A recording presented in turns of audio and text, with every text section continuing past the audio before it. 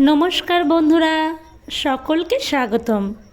আমার শ্বশুরবাড়ির এলাকায় সরস্বতী পুজো উপলক্ষে বিভিন্ন খেলাধুলার আয়োজন করা হয়, যার মধ্যে অন্যতম হলো এই বহুরূপী খেলা বা ছদ্মবেশ প্রতিযোগিতা, কিংবা ইংরাজিতে বললে গো অ্যাজ ইউ লাইক।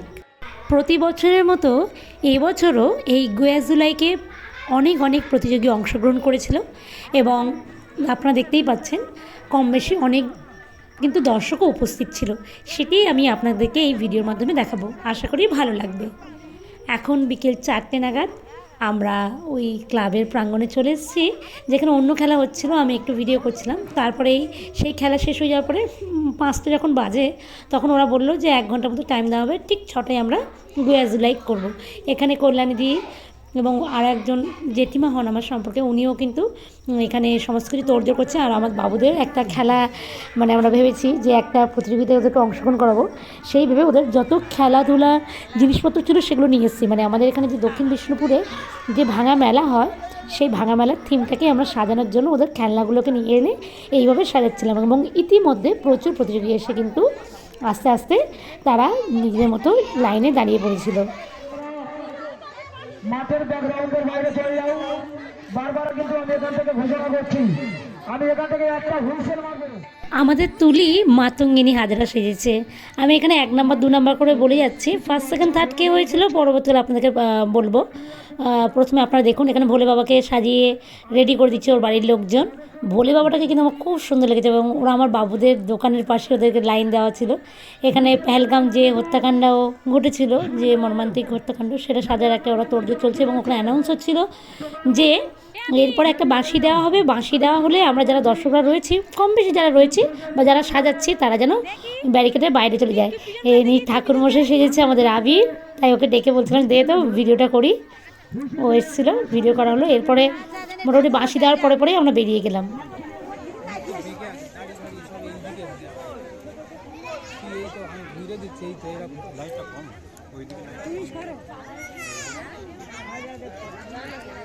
কিন্তু তুলে ধরেছে গ্রামের মেয়ে আমাদের মাঠের মধ্যে উপস্থিত আছে।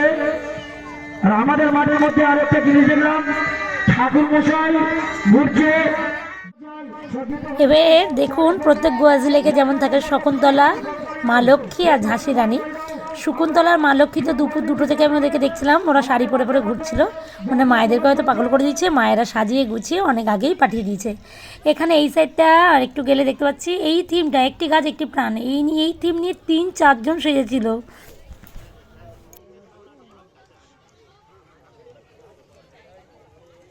এছাড়া এখানে ঘুরছে গ্রামের বধূ, ওদিকে পুরুত ঠাকুর আবার এদিকটা এসে নড়াচড়া করছে, একজন আতঙ্কবাদী মুখ টুক বেঁধে বন্দুক চালাচ্ছে, মানে এই তো চলতেই থাকছে।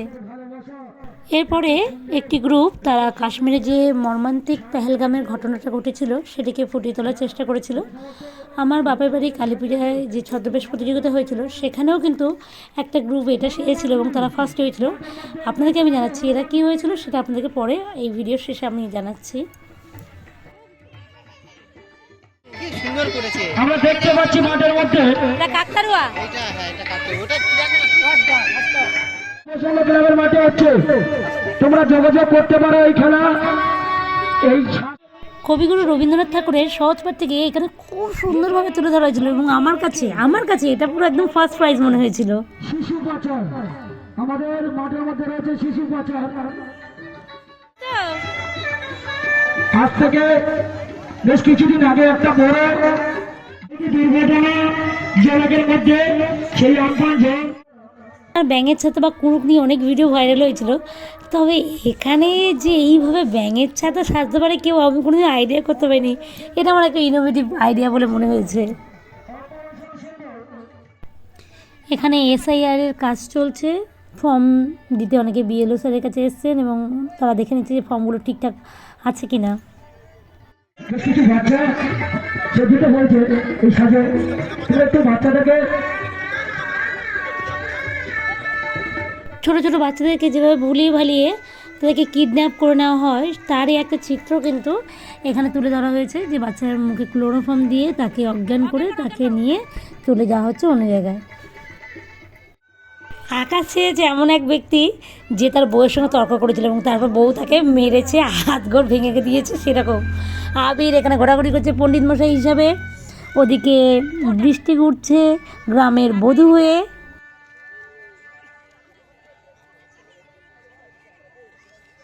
মাতঙ্গিনী হাজরা এখানে দেশের জন্য তার যে বলিদান সেই চিত্রটি তুলে ধরার চেষ্টা করেছে। আমার বাবুরা এখানে ভাঙাচোরার মেলা দিয়েছে, বিষ্ণুপুরের ভাঙা মেলা, যেখানে যত রকমের খেলনাগুলো এনেছিল সব সাজিয়ে দিয়েছে। আর সব বাচ্চারা আসছিল, কিনবে করছিল, কান্নাকাটি করছে, তাদের এই খেলনা চাই ওই খেলনা চাই। এইভাবে দেখুন এই সাইডে রয়েছে অনাথ শিশু, এছাড়াও আরও অনেকজন সেজেছিল। আমি সবগুলো নাম দেখতে পাচ্ছিলাম না, বুঝতে পারছি না, এরকম একটা অবস্থা। কিন্তু এরপরে আসলো না এই যে বাসনওয়ালিকে দেখে আমার লাগছিলো একটু কিউট বাসনওয়ালি, জামা কাপড়ের বদলে বাসন নাও, এইরকম একটা ব্যাপার।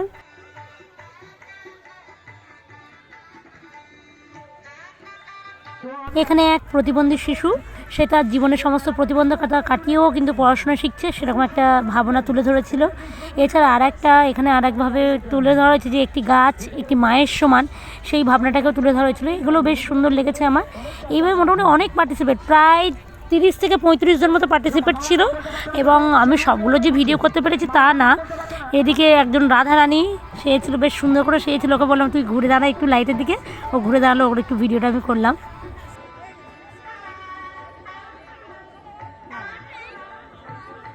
এইভাবে প্রায় 10 থেকে 15 মিনিট মতো কম্পিটিশনটা টানা চলেছিল। তারপরে অনেকে ভিডিও করার জন্য সব পার্টিসিপেন্টদেরকে দাঁড় করে রেখেছিলো, যাতে প্রত্যেকে ক্যামেরায় ভিডিও করে রাখতে পারে।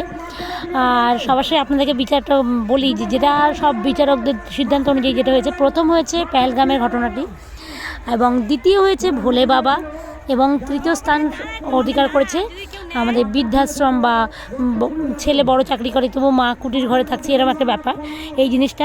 এছাড়া প্রত্যেকটা সাজই কিন্তু আমার খুব ভালো লেগেছে। আমার বাবুরা এখানে ওদের সব ঘটনাগুলো সব খেলনাগুলো তুলে নিচ্ছে।